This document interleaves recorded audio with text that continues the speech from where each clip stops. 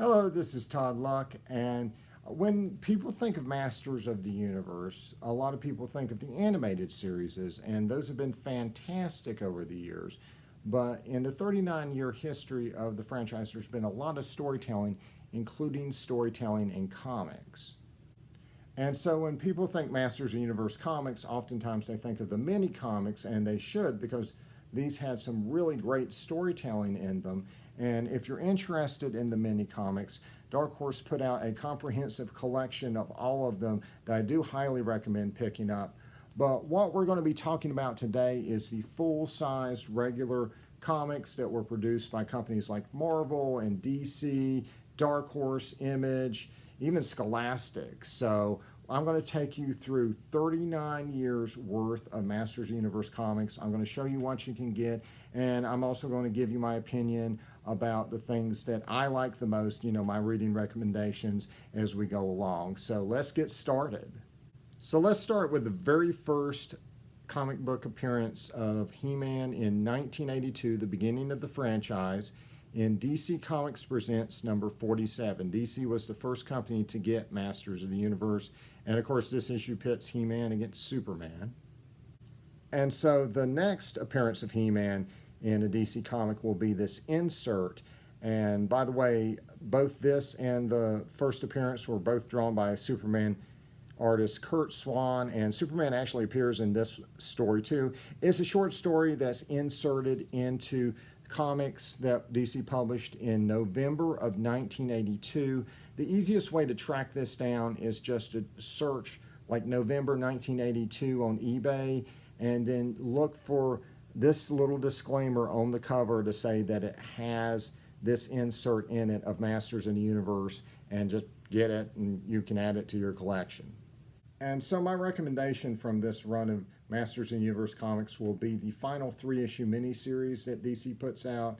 And so this cover should give you an idea of the characters inside. This is just based on that first wave of figures, and the only one missing is Teela, and instead we have the Goddess, who does appear in this miniseries. This is before the Sorceress, so instead we had the Goddess.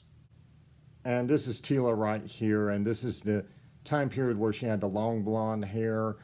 She will get a more comic accurate costume in the next 2 issues, but this one issue is where we do get that bikini Teela that ended up as a classics figure much later. And so every company puts out a completely different version of Masters of the Universe, and this one looks a lot more medieval. As you can see, the king is a bit older than what we'll see in Filmation. Man-at-Arms doesn't have a mustache yet. And Prince Adam does appear in these comics. This is the first time you'll see Prince Adam, starting with DC Comics Presents 47. And he is a bit different here. He's a womanizer. He's gets in drunken bar fights, things like that. And they spend most of the miniseries fighting demons that are summoned by Skeletor. So again, different but very cool version of Masters in the Universe. I love this art. This is by George Tuska, who was a veteran comic artist. And I don't think he ever drew anything like Conan, but I think that's a shame because his art style works so well on this sword and sorcery stuff. So let's fast forward a couple years to the Filmation era when we have the Masters of the Universe cartoon. And I'm throwing this one out here for basically completists and collectors. If you went to see the He-Man She-Ra Secret of the Sword movie, there was this 5-page comic that you could get for free, and it summarized the movie and had this gorgeous movie poster as a cover. So let's go back to the regular comics. This is 1986, and Marvel Comics now has Masters of the Universe. The Filmation series has ended, and She-Ra is now on the air.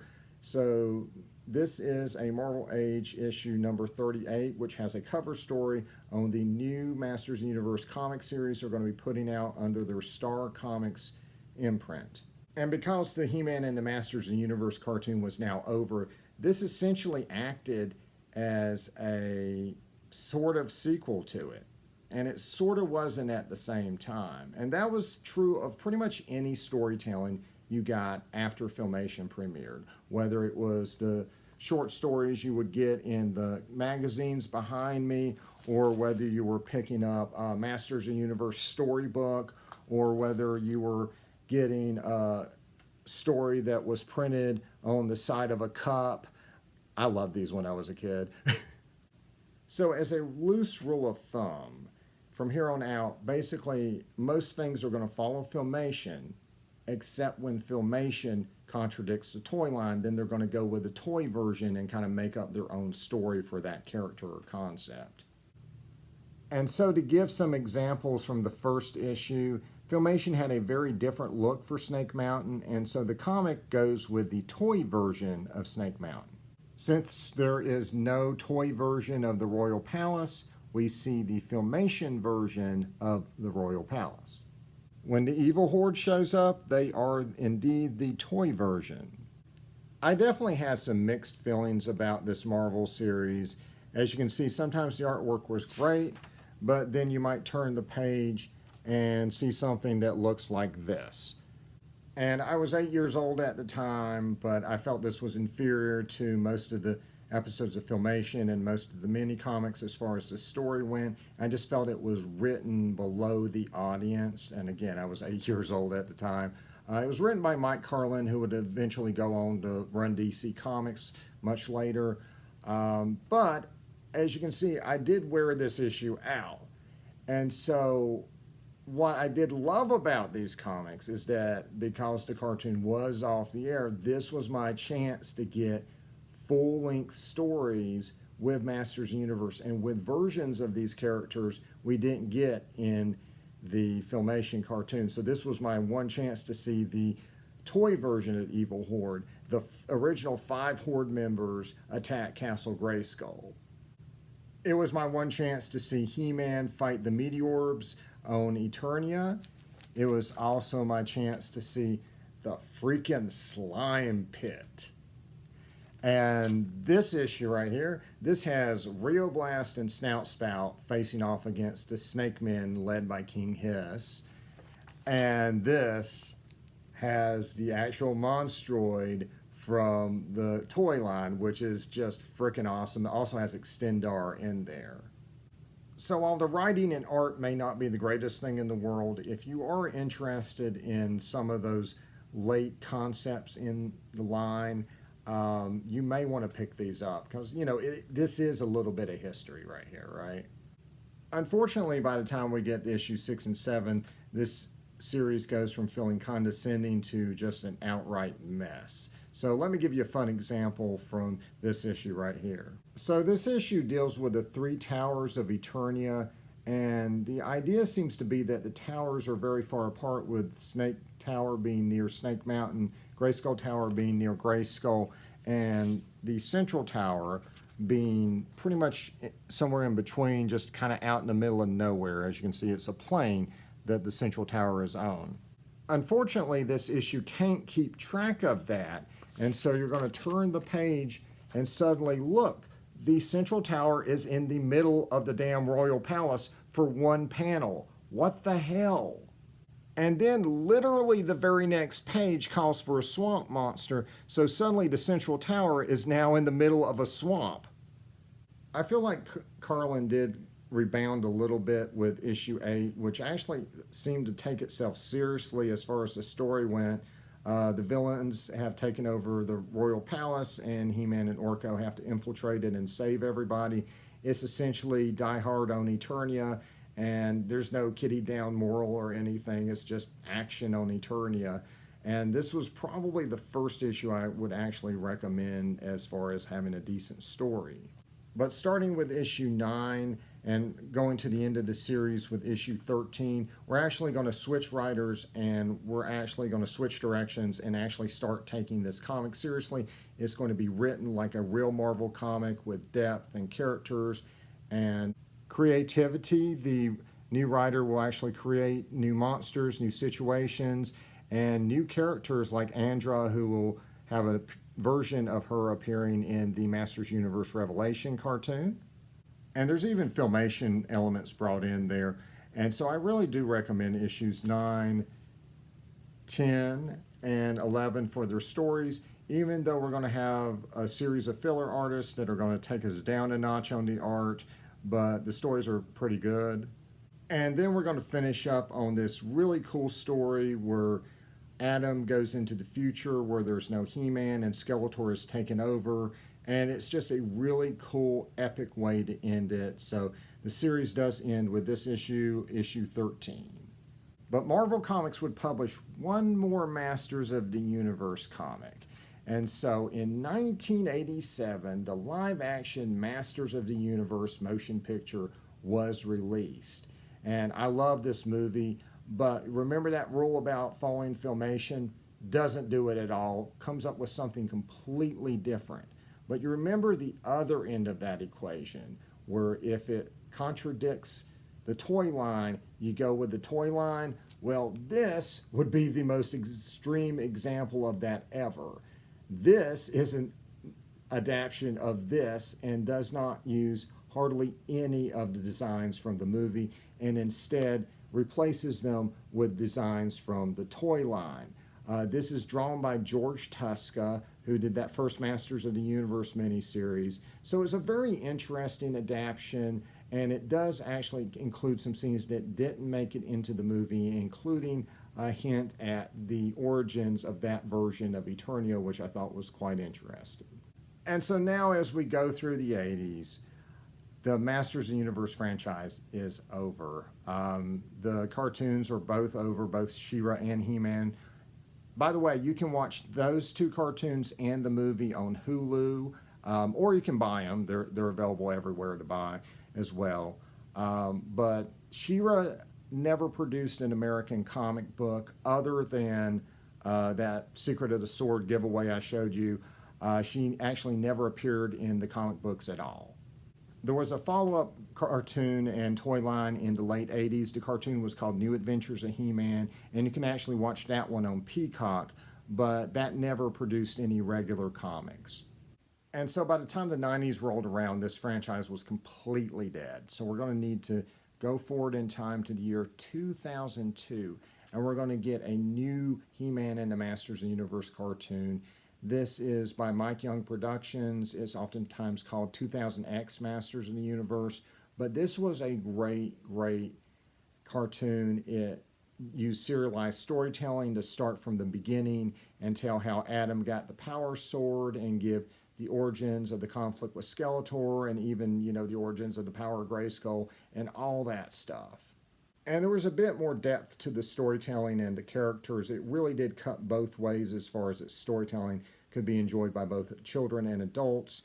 And it followed Filmation a bit in where it went, but it was definitely telling the story in its own way with its own look that was actually consistent with the toy line of the time. So the toys actually looked like the cartoon. And the same thing was true of the comics, which was also consistent in its visuals. And so this is published by Image Comics, but it's actually created by a studio called MVC Creations. I thought the writing was just okay, but the artwork is some of the best you're ever going to get on this franchise.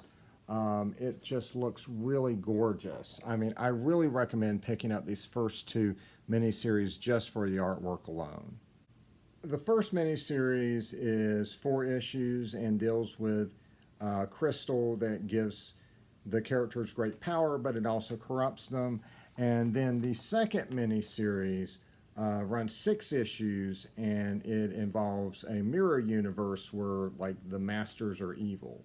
And so this series after this will continue to be produced by MVC Creations, but it'll actually be published by different publishers. So we're going to go to Crossgen Entertainment next, and my comics from this era are going to be spotty from here on out, so I can't really vouch for how good or bad they are, but I can tell you what was published. So next you're going to have a Rise of the Snake Men 3-issue miniseries that's going to adapt the episode of the same name.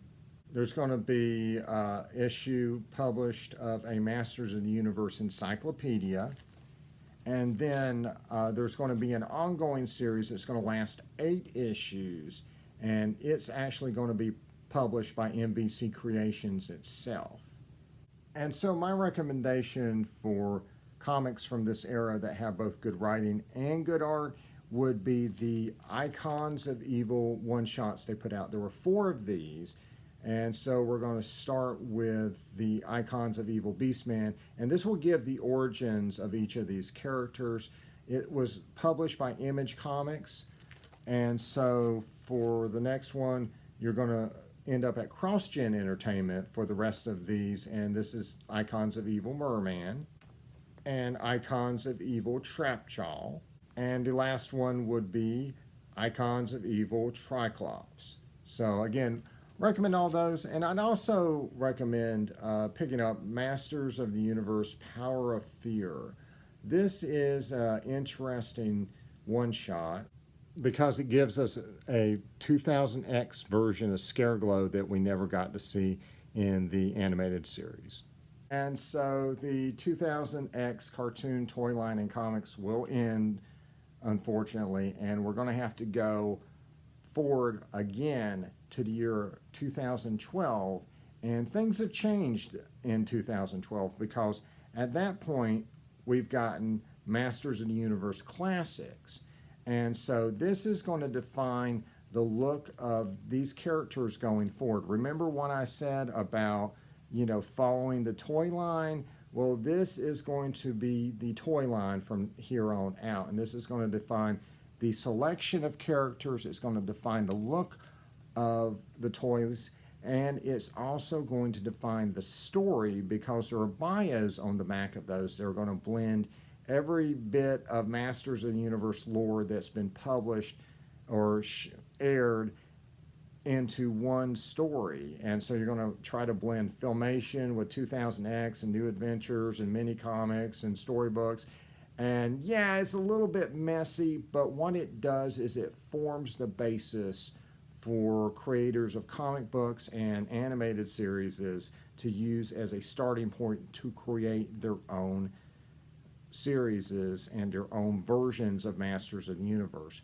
But that's why you're going to see from here on out different versions of King Grayskull every time you see Masters of the Universe. Every time you see the Horde, they're now going to be sealed away in this dimension called Despondos, and that's because of the bios. That was actually stuff from the 2000X cartoon that was weaved into those bios.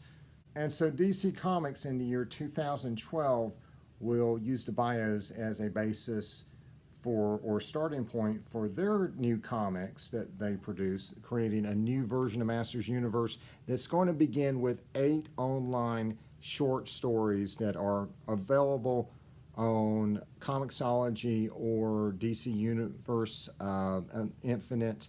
You can get them for free, and that's how they're going to begin. Of those, they're one-shot stories. I recommend the one with Man-at-Arms. That was pretty good. He's infiltrating a tower with some wizards in it. And then there's one with Orko written by Jeff Parker, and it does that kind of quirky, trippy storytelling he does so well.